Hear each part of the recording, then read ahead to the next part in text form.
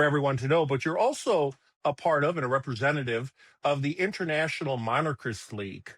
And as an American, can you explain how you got influenced?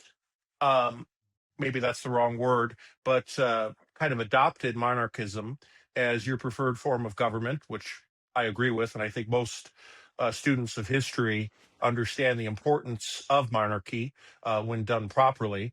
But what led you as an American, because we're pretty much brought up just as you said before the show, in an absolute democracy. What brought you to that and to the league? Well, that's a good question, I guess, too. Well, I suppose the first thing to bear in mind is that I was uh, brought up without the anti-monarchical prejudice, if that's a word, that most of us Americans get. Not that I didn't have it in school and so on, no more kings in Jailhouse Rock. No, Jailhouse Rock, sorry, Schoolhouse Rock. The Schoolhouse resemblance Rock, yeah. between the resemblance between the two institutions fogged my mind for a minute. Schoolhouse Rock, not Jailhouse Rock, very different. But they had during the bicentennial, they had a very catchy number, which you can get online today, called "No More Kings." And there's a wonderful section where they go, "No more kings. We gotta have us the president. No more kings. He's gonna do what the people want." It's a very interesting presentation of American history, and catchy if not accurate. Well, while that, of course, I had at school, my father was of French Canadian descent, third generation, very proud American. Certainly not a monarchist, but a tail gunner in the Second War against the Japanese and so on.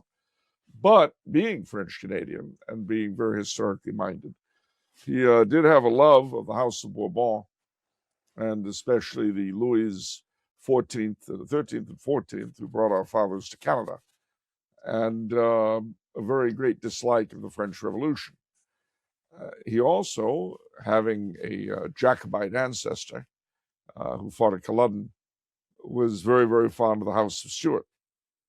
My mother, because of her family, was very fond of the Habsburgs and the Romanovs. So I wouldn't say they were monarchists per se, but they weren't anti-monarchist, if that makes sense.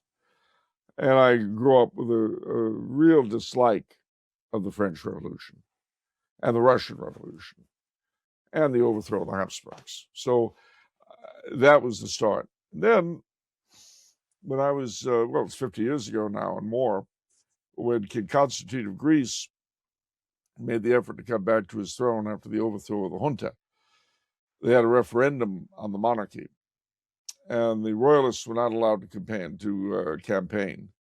The king was not allowed to come back to do so. He was allowed to make one broadcast, which was shown.